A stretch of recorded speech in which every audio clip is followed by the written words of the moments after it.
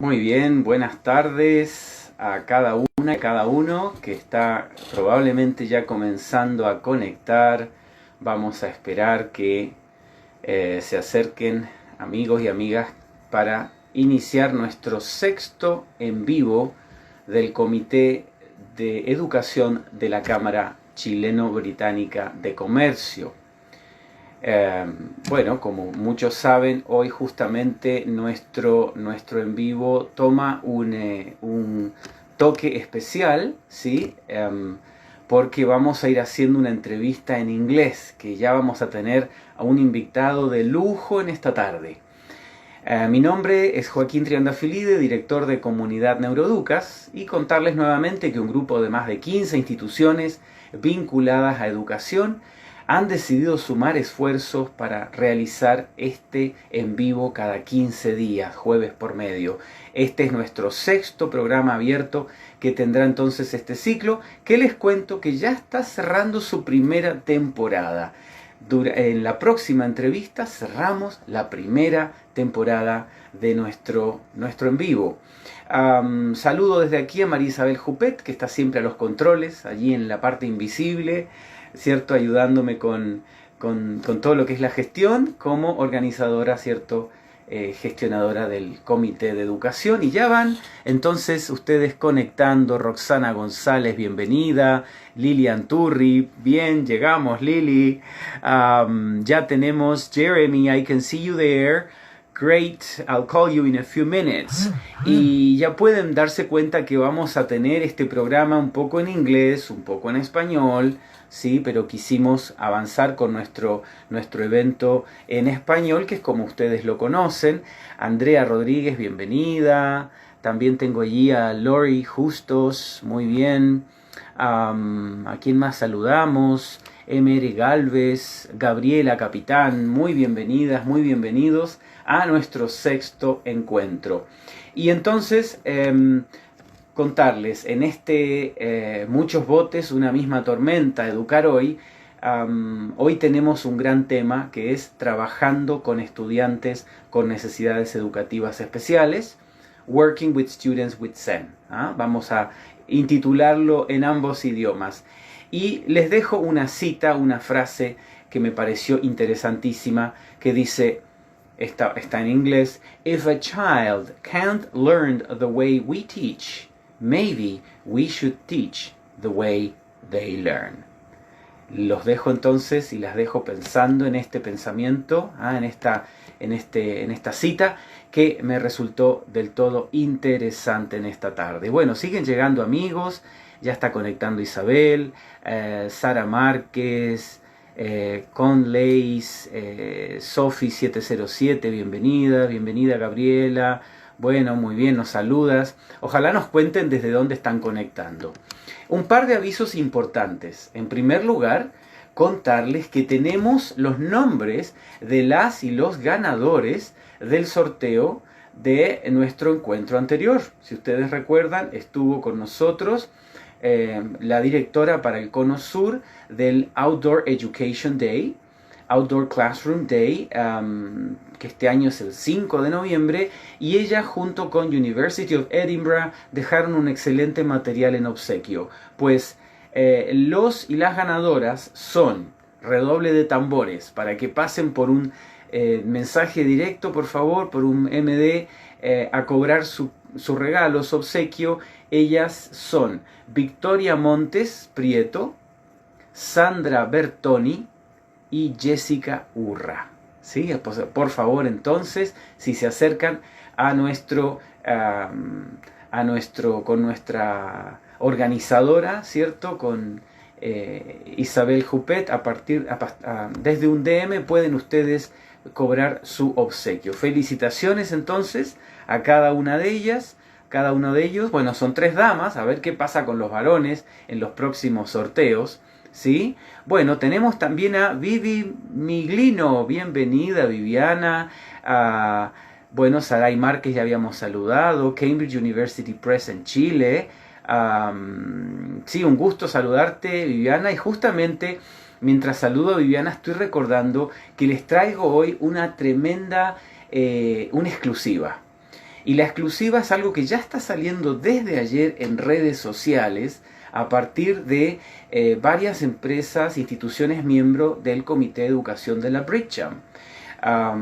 Cambridge University Press, the University of Edinburgh y la Asociación Chilena de Neuroaprendizaje, junto también con el patrocinio de la Cámara Chileno-Británica y un par de instituciones más que se están sumando a esta iniciativa, tienen el gusto de anunciar para Chile la realización de la primera conferencia de educación bilingüe. Repito entonces, First Conference on Bilingual Education, que va a darse en Chile los días 28 y 29 de agosto. Sí, estamos a poquísimos días, a escasas 2 semanas. Seguramente Isabel podría ayudarnos a través de los comentarios y, por qué no, a través, cuando tengamos publicada ya esta entrevista en unos minutos más, podremos poner el correo electrónico al cual las personas pueden pedir más información sobre la primera conferencia en educación bilingüe que se realiza en Chile. Están pasando cosas interesantes. A pesar de lo que nos toca vivir como pandemia, qué importante que los educadores sigamos siendo esos verdaderos influencers del ayer, del hoy y de siempre. Poder estar cerca de nuestros alumnos, nuestras alumnas, y qué mejor manera de hacerlo que capacitándonos en una actividad como First Conference on Bilingual Education. Muy bien, nos comenta Lori Bustos, que está conectando desde San Pedro de la Paz, región del Biobío. Muy bien, bienvenida entonces. Roxana González desde Tomé, también en Biobío. Bueno, el sur la está llevando hoy. Veamos entonces desde dónde más. Bárbara Beas desde Talagante. Bienvenida, Bárbara. ¿Sí? Excelente, entonces ya hice mis anuncios para la jornada. Recordarles por último que si pinchas o haces clic en el avioncito que está, en el icono de avioncito que está allí debajo, puedes en este momento, pinchando en ese avioncito, vincular esta entrevista a tus propios seguidores. ¿Qué tal? Invita en este minuto a 5 o 6 de tus contactos que pueda interesarles escuchar una excelente entrevista sobre cómo ayudar, cómo prepararnos y capacitarnos en SEN, Special Educational Needs. Que a propósito, nuestra entrevista de hoy se circunscribe a un esfuerzo en conjunto entre Job Travel y Cambridge University Press en relación a online teaching, ¿cierto? Collaborative learning and special educational needs, special needs, ¿ya? Entonces, a quien vamos a invitar hoy es al señor Jeremy Lloyd. Él va a conectar en unos minutos. Jeremy pertenece a Cambridge Regional College. Lo voy a presentar, quizá voy a hablar un poquito de él en inglés. Jeremy, now I'm talking about you because I'm about to send you the invitation to connect. He belongs to the main staff, international staff at Cambridge Regional College. He's the director of supported learning in Huntingdonshire Regional College, director of personal development, behavior, and welfare education. He's got a bachelor degree of education from London Metropolitan University. Okay, so I am about to invite Jeremy now in order to connect, and I need to find you where you are. You might well say hi so I can send you the invite. Oh, there you are. Okay, there you go. Now I'm going. Deben ser probablemente las 8 de la noche o algo así en UK. Así que le agradecemos a Jeremy que extienda hoy su jornada, su día, para poder conectar con nosotros y contarnos más acerca de cómo ellos enfocan en Reino Unido lo que es we're waiting, Jeremy, we're waiting for you to say yes. That should be a pop-up coming up there. So we're waiting for Jeremy to come live any minute. Estábamos practicando esta mañana y hasta resultó bien. Veamos ahora si nos Nos tiene que resultar, por supuesto que sí. Estamos esperando, we're waiting for Jeremy to connect. Jeremy Lloyd from Cambridge Regional College. Ok, allí aparece entonces. Vamos a ver si aparece por aquí. ¿Dónde está entonces? Estoy buscando a Jeremy.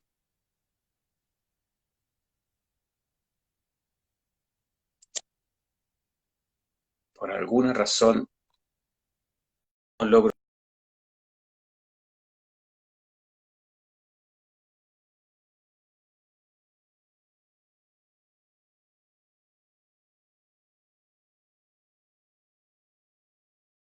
Again, remember it's through your mobile.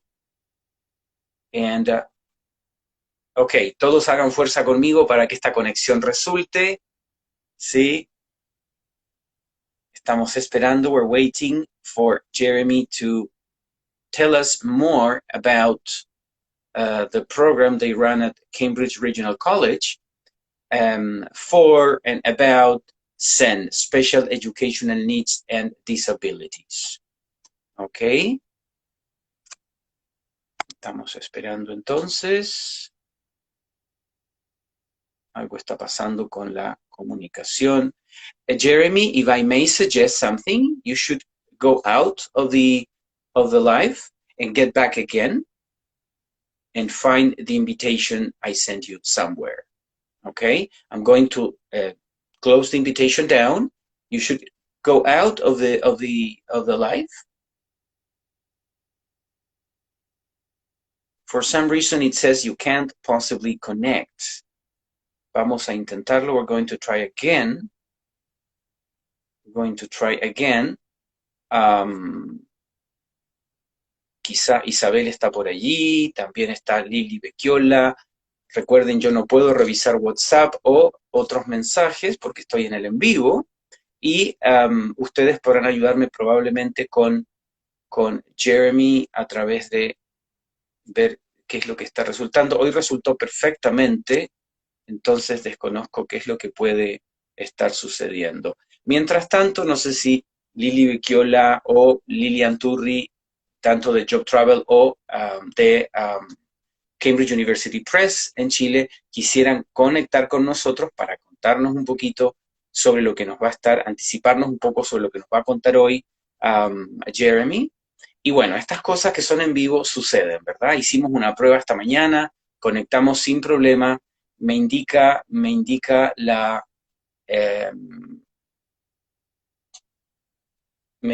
señal, aparentemente no está pudiendo conectar Jeremy, así que por favor que me indiquen cómo vamos a avanzar. Hicimos hoy las pruebas de conexión, pero ahora no está resultando, así que yo espero instrucciones de parte de alguien del equipo, porque nuestros invitados, nuestras invitadas están, y sé que todos hemos hecho en conjunto un gran esfuerzo, y queremos que resulte. Bueno, entonces vamos a esperar a ver si conecta. Entonces, sí, sucede, a veces sucede, así que tenemos que tener la paciencia. Yo quisiera, I would like to ask Jeremy. Okay, he came in again. Now I'm sending you the invitation. I'm sending you the invitation again, but I'm trying to find you there. Okay. Okay, I'm sending you the invitation again, all right? So hopefully, fingers crossed, there you are. Hello, everyone. How are you? I'm well, thank you. How are you? I'm fine. Yeah. Apologies. I was getting a little nervous, like, oh, we're not having Jeremy after all. No, sorry, I had a few issues, but all resolved now, which is great. Oh, great. That's great. But this is life, and this is what people are thankful for, you know, because in events like this, in life events, things like this happen. Okay. Yes. All right. All right. Well, Jeremy, thank you very much for connecting today. We've both made an effort, right? We moved our program earlier in the day, and I know you're making your day a bit longer today. Oh no, thank you to you and to your colleagues and your network. It's very kind of you to bring your meeting earlier as well. Right. Okay. Well, you know, needs, special educational needs is all an issue in Latin American countries these days. Mm-hmm. You and I have been talking about this a little bit before as we were preparing for this interview. And teachers in Latin America and in Chile in particular are always looking forward to, you know, models that really work out Mm-hmm. with children and adolescents that are also waiting for an opportunity, for a fair opportunity to get education. If we look at statistics in Chile or in Latin America, SEN is something that has been reduced to a number of to a reduced number of specialists. You know, Mm-hmm. and nowadays there are a number of specific legal decrees from the Ministry of Education in Chile that are expecting teachers to introduce certain to accommodate students' disabilities, you know, or ways to learn, but we are not provided with training to do that. So you know, I know many teachers today, many heads and coordinators will be, you know, they will be listening to what you have to share today. Okay. So Jeremy, can you tell us a little bit about Cambridge Regional College? What are the values of the institution, the aims of the programs? Yes, of course. So we're a medium-sized vocational college. So in the classification, we have students who are post 16, so 16 years of age and older. We do have a small number of students who are 14 to 16. And again, that's part of our inclusive model. Particularly around integrating students where school doesn't work for them, for example. They come to the college as well. We have a whole range of courses. We are a vet college, so a vocational education and training college. We offer courses in business, computing, IT, early years education, through to creative industries, health and care. We're also very close to some quite prestigious national health hospitals such as Addenbrooke's. We also provide engineering courses and automotive technology courses. And we have a large catering and hospitality service industry department as well, including hair and beauty, and also sport and uniform public services. So we have a whole range of full-time, part-time and leisure courses. In terms of numbers, we've got just around about 7,000 students in total, following a number of different programs and routes. So whether they're 16 to 19 or apprenticeship learners or students in our specialist provision. In terms of sort of general SEND numbers, just to give some context, we have around about 1,000 students who have a learning difficulty or disability. And this includes students with some quite complex learning difficulties in some of our specialist provision, so with cognitive delay, also sort of sensory and physical needs, and also students with emotional, behavioural, and we've seen an increase in mental health aspects as well. And about 400 students have dyslexia, and also a smaller number have dyscalculia as well. We have a large percentage of students with autism across our courses, and also we have students who have communication difficulties and have speech and language input as well. So we're quite a large organisation. We do have So our provision is integrated, but we still also provide through a specialist provision for 410 students, a range of courses, again, for students and young people, young adults up to the age of 25, with those difficulties that I mentioned earlier, just slightly more severe. So they may be more complex or greater physical disability, more global delay in terms of learning, cognition, and also different sensory and physical needs. So we do have and cater for a very large number of students with high needs. So on the courses, we can look at this in more detail, but we currently have for September about 520 students with what we call an education, health and care plan, which is essentially a statement of SEN, so an SEN assessment. And we're the 6th largest provider nationally here in England, providing special needs education through an inclusive pedagogy and philosophy.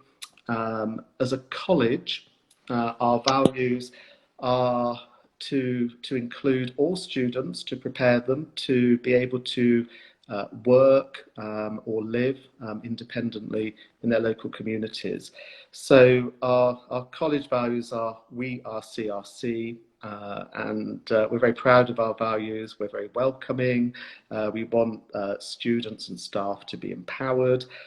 We want to unlock that really important potential in everyone. So yeah, our ethos and philosophy is embedded in our values, around that aspiration we want students to achieve, around resilience, turning hurdles or barriers into opportunities, and also we want students to be.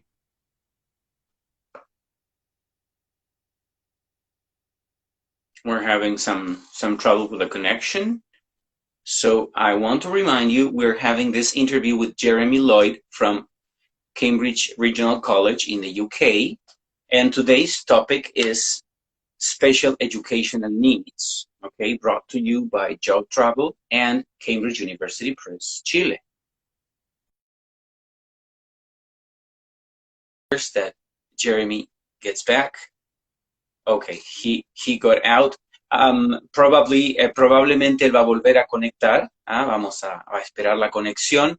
No es fácil, está conectando desde Reino Unido, ¿cierto? Y podría estar con problemas en la conectividad. Así que es bien interesante saber el amplio espectro que estamos teniendo allí. Entonces vamos a volver a conectar con Jeremy. Okay, I just sent you the invitation again, Jeremy. If it works, great. You're back. You're back. I really yeah. Guys, we'll it's okay. It's okay. That happens. Yeah. Persevering.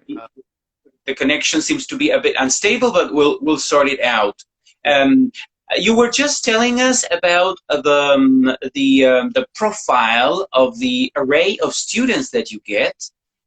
Quite a varied number of disabilities and special needs. And so, and you were also telling us that most of your students are 16 and above, right? That's correct, yes. So we provide post-16 education for students up to the ages of 80 years of age on some of our leisure courses, yeah. 80? Oh, okay. From 6 to 80, yeah. We're at the centre of our community in Cambridge and across Cambridgeshire. We have 2 campuses, one at Cambridge and one at Huntingdon. So both sides of the county of Cambridge, yeah. Oh, that sounds very interesting. So I can tell my mom to become part of the school. Yes, that's great. That's great. We're very well. Our community provision as well. Yeah. Okay, that sounds fantastic, and it's got to do with the challenge here in Latin America. We also have to embrace. Now, you were mentioning the concept of resilience and empowerment. And we understand, as we are all within the same, this is the name of our program, same storm, different boats. Yeah. You guys might be on a different boat, but this is still the same storm. That means most of your students are having to face education and the training through distance learning. So how have you been able to embrace online teaching and blended learning, considering the profile of your students? That's something we really want to, hear about. Yeah, absolutely. So, okay, yeah. So, I mean, everybody has been struggling with the COVID-19 pandemic. We nationally, a decision was made by our government to lock down. And obviously, we wanted to make sure that all of our students continued their learning. So we closed our college down on the Thursday, so about the 19th, 20th of March. And by the 23rd of March, Monday the 23rd of March, all of our students were at home learning through Microsoft Teams, and we timetabled our regular timetable of delivery so that students could continue to access all of their learning online, from our specialist provision through to our mainstream provision, vocational qualifications as well, of which we have a very high percentage of students with education, health and care plans on those routes as well. So we ensured that students' programs continued. We provided some very intensive development for our staff through our digital skills champions and our excellence coaches to upskill them. We've had a big agenda on blended learning anyway as an organisation. So we were quite well placed. So we transferred over to Teams learning, and students would log into their specific session, which they would have gone to ordinarily if they were in college. It was just at home. And students continued to learn in that way. And we provided students with resources or SIM cards, dongles, IT equipment if required. And bearing in mind the college was locked and closed down, we had to work quite quickly to ensure that students' learning was sustained during the pandemic. So it's been a really challenging but interesting time for us. And also what we did was we monitored, and we were really proud of this, we monitored students' attendance. So if within 30 minutes they hadn't joined on the team session, we followed up with all of our students, particularly our vulnerable students, so students with special needs, but actually also because of the nature of the time or the pandemic, we considered all of our students to be vulnerable. So we made sure that there's a team of people checking in with them and phoning them to make sure they could access the services, the technology, if they had the technology. So we really believed in what we were doing, to make sure that learning continued. It did come with some challenges, but it really was quite effective for our students. In fact, our attendance for students actually increased by 2% compared to the same time the previous year. So we were quite pleased with the hard work that the teachers put in, but equally the students and their parents. So we've had online, in terms of the regular learning as well, we've had online art exhibitions take place through students within our creative industries. Also our students, we have a high number of students with special needs in our hospitality and catering vocational area, and they continue to have competitions through Microsoft Teams in their own home kitchens against other students, which was supervised and monitored by their tutors. I know the tutors also did a lot of demos previously through the pandemic leading up to those competitions. So a couple of questions. Oh, yes. Questions in order for us to to ponder similar scenarios down here. Yeah. You said that quite a large number of students are within this special educational needs group. If you could just specify or give us a rough percentage of what's the percentage of students with SEN? That's question number one. And Yeah. question number two, are you saying that whenever you diagnose that your students did not have the necessary equipment at home, you would provide them with a computer? And if so, what's the percentage of students that was in that condition? Yeah, sure. So out of the 7,000 students, we have 520 students who are our most complex and high needs students. So those are students who have a statement of need as assessed by the local authority and educators, so including educational psychologists, speech and language therapists. And there's a whole process, which there's a lot below what I'm saying now, and I'm very happy to share that, around the implementation of a SEN reform, which took place in 2014, September 2014.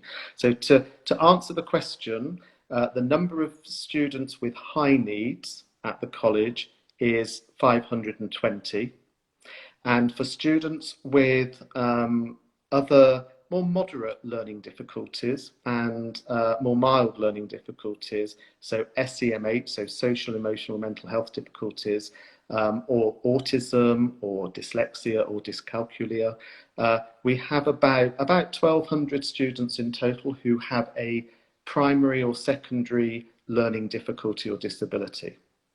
Okay, that's quite a high percentage. That's a high percentage. Yeah. And right. In terms, the second question, so thank you for the first question, but for the second question, the number of students we provided equipment for was around about 300 students.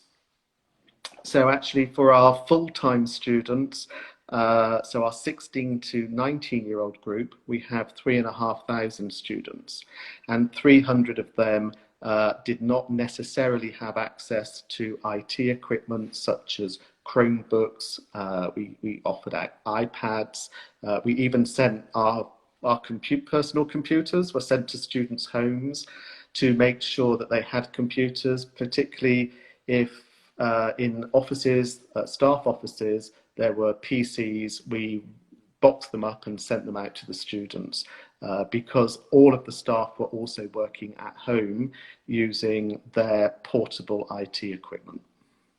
I see. So what you're saying is about 20% of the students in the main programs belong or require some kind of special,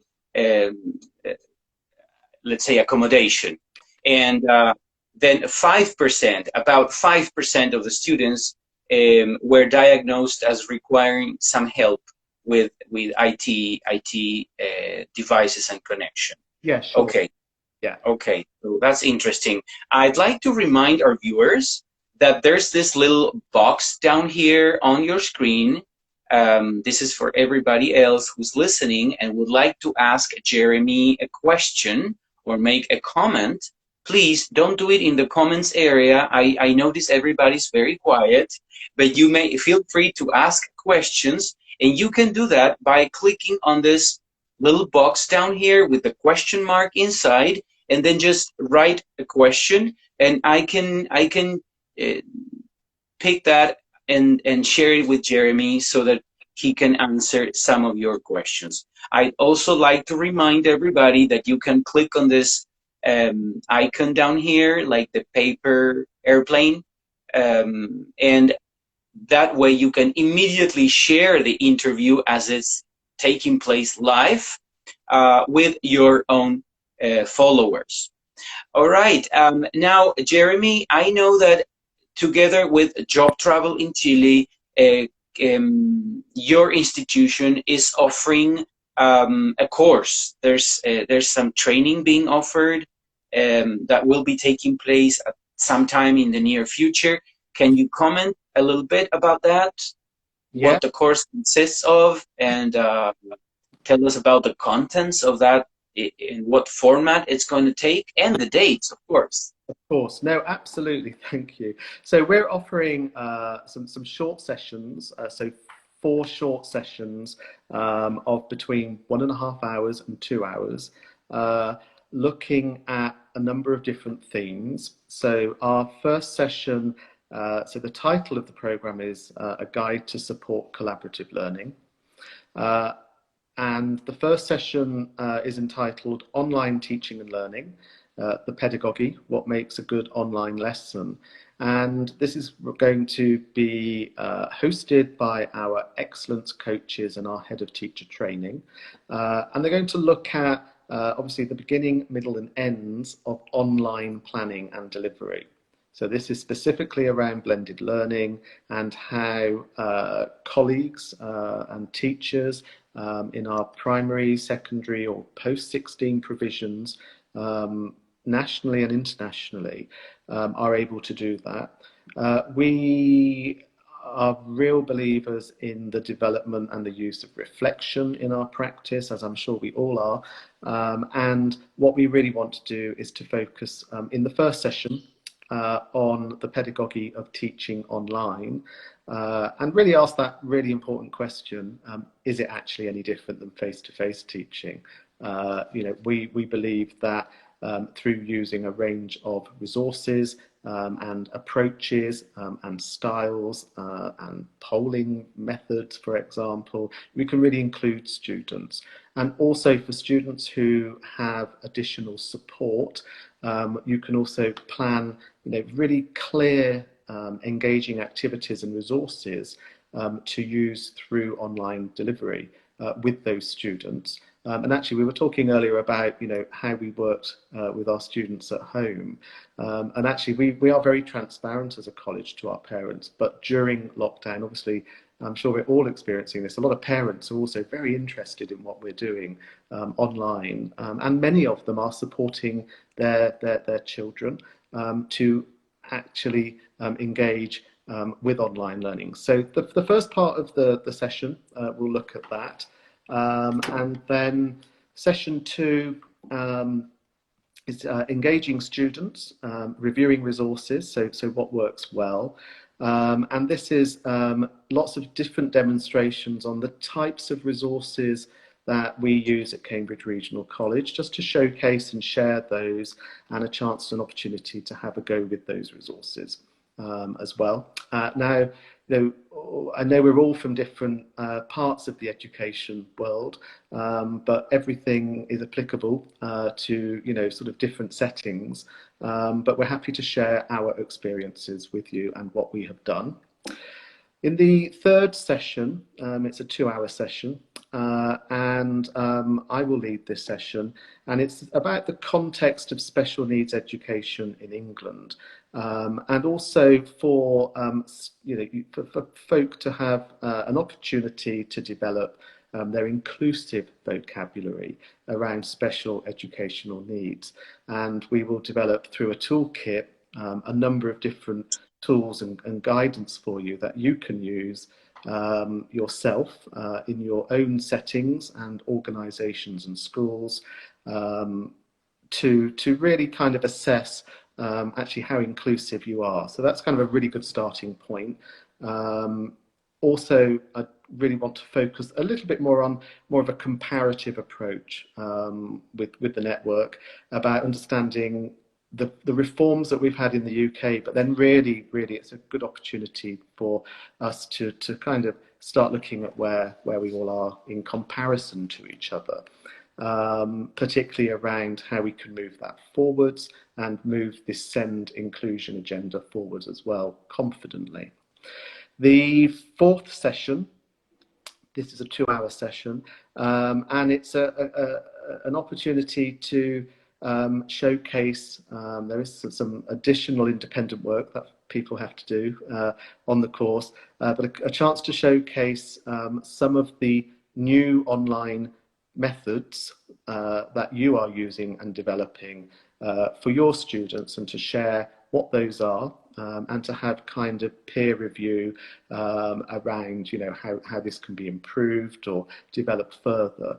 So it's really a reflective, a fairly short course of just under 8 hours, but that's the offer that we're offering, and we're looking to start the courses probably, depending on numbers, on the 21st of September. So during the week of the 21st of September, and obviously we'd be very flexible around timings, and we could mix the sessions to, you know, if people want to, one of the sessions on a Saturday, for example, we can accommodate that as well, and accommodate later in your afternoon. Is probably best, but that's flexible around the times at the moment. It depends on the interest and people's availability. So very interesting. So this will be taking place starting September the 21st, and it's about 8 hours. And from what we hear, the contents are going to cover a number of different topics, which all seem very appealing. Maybe we can ask probably Liliana Vecchiola from Job Travel in Chile to just add in the comments area as we are having this conversation with Jeremy Lloyd. Liliana, you can probably share now the email contact, or where or who should they contact in Chile or from Argentina or from other countries in Latin America, because I suppose this has no limits in terms of the countries where people will be connecting from. If teachers were interested, who should they contact? And so I'm asking now Liliana Vecchiola from Job Travel. She can probably share now the in the comments area the contact information. Jeremy, now moving in another direction now. Well, we just had a question from Lilian Turri, Cambridge University Press in Chile, asking about what sort of techniques are you using when teaching online? You know, if on-site teaching and learning is always challenging, not to speak of online, you know, synchronous or asynchronous learning are both challenging. So what are the sort of techniques that we may be using, or that you are using in order to motivate your students? And that would be like the main concern among some of the audience. I mean, a well-planned session will wherever you deliver it will be excellent. You know, great believer in that.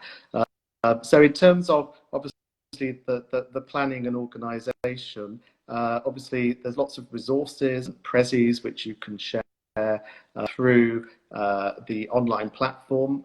It's an interactive platform, so it's very visual, so you can see the students and talk to the students.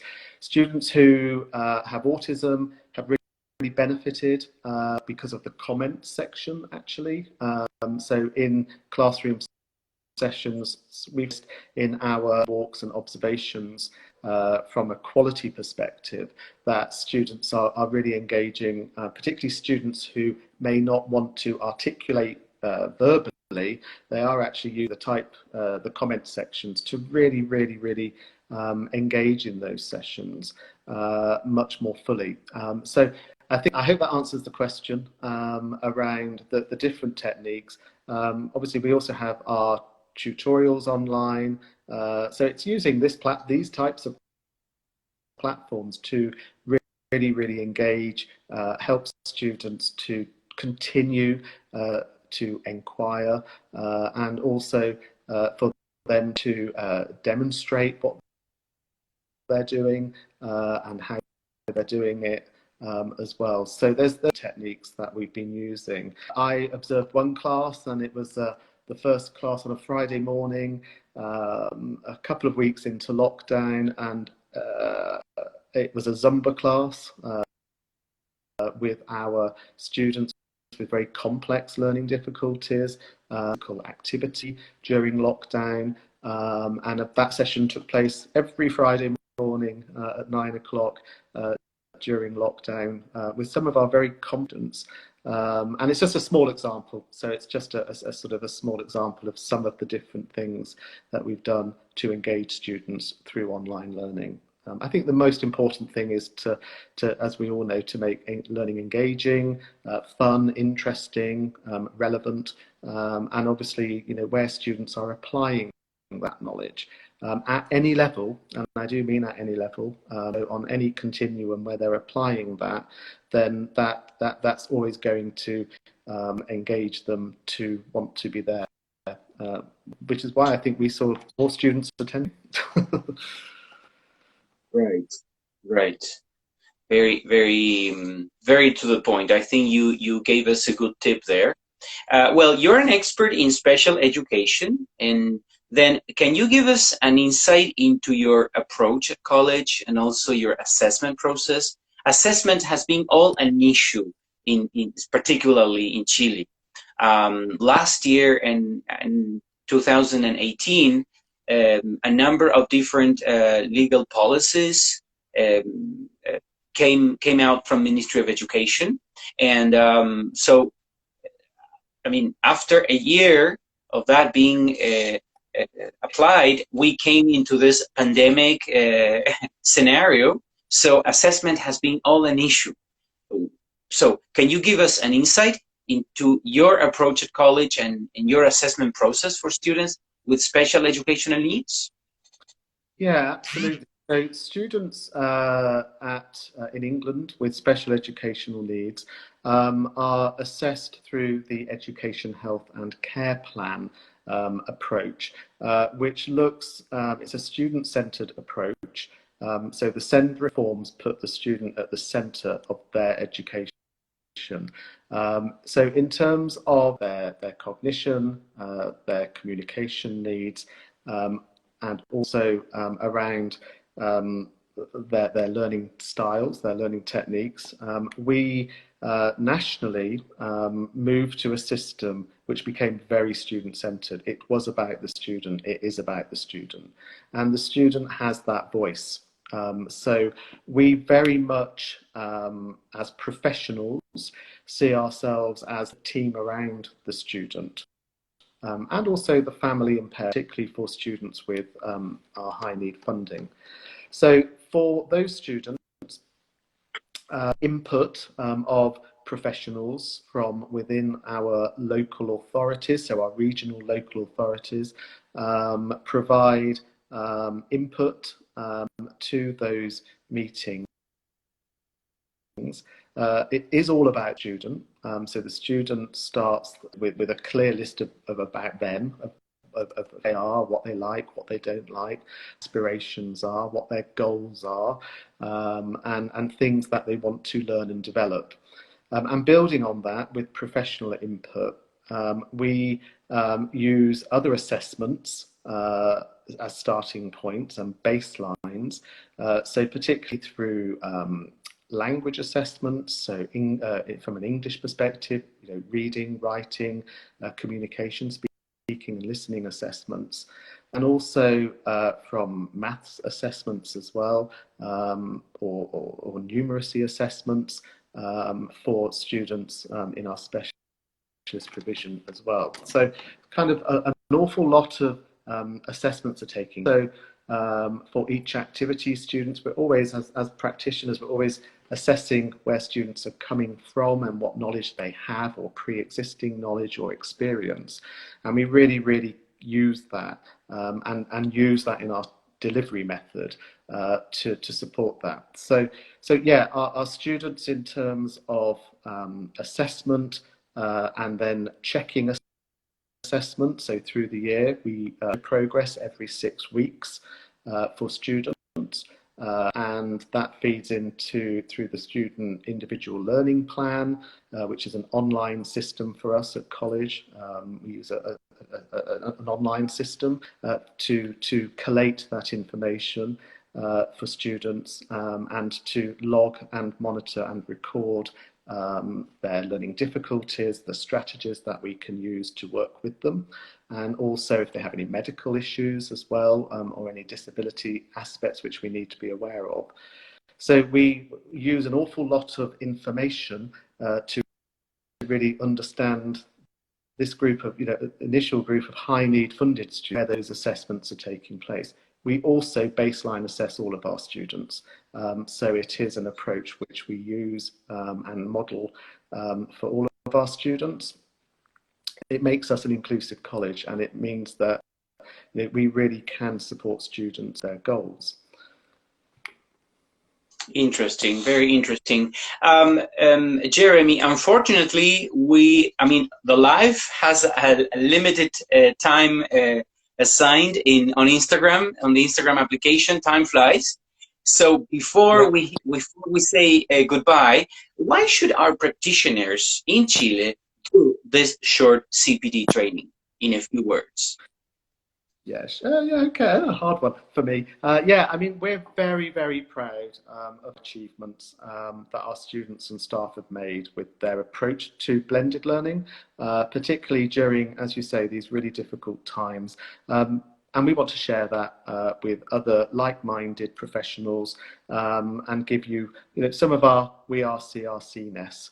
So, we are really, really proud of the work we do for individuals, for practitioners, for organisations, staff development, staff training. This type of training will open up different discussions and other networks. So it's a really valuable approach for everybody to engage with. Okay, great. Well, we want to thank you very much for your time today, okay? And we both made a big effort to connect, and we finally made it. So, well, thanks again for giving us some of your time, and we wish you all the best with this project, with this course that will be taking place in September. And once again, we want to make this an open invitation for people connecting today and for those who will be watching this video later on, okay? All right, I will move on a little bit more, but in Spanish, you may stay with me if you wish. Les quiero recordar que pueden compartir esta entrevista para sus contactos, sus amigos, ¿cierto? Pinchando en este icono del avión que está debajo en su pantalla, y el video va además a ser cargado en unos minutos en nuestro canal de IGTV. Yo les quiero invitar a encontrarnos en 2 semanas más, agosto 27. Márquelo en su calendario, es el último capítulo de esta primera temporada de Muchos Botes, una Tormenta, en vivo del Comité de Educación de la Cámara. ¿Okay? De la Cámara Chileno-Británica de Comercio. Repetir simplemente nuestro agradecimiento para el especialista, el profesor Jeremy Lloyd, que conectó del Cambridge Regional College en estos momentos. Gracias, Jeremy. Thank you, Jeremy, once again for your time today. No pudimos responder el último par de preguntas. Les quiero dejar una última cita, esta también está en inglés, y que dice así: Fair isn't everybody getting the same thing. Fair is everybody getting what they need in order to be successful. Les saluda Joaquín Triandafilide, director de Comunidad Neuroeducas, y será hasta nuestro próximo encuentro. Buenas tardes.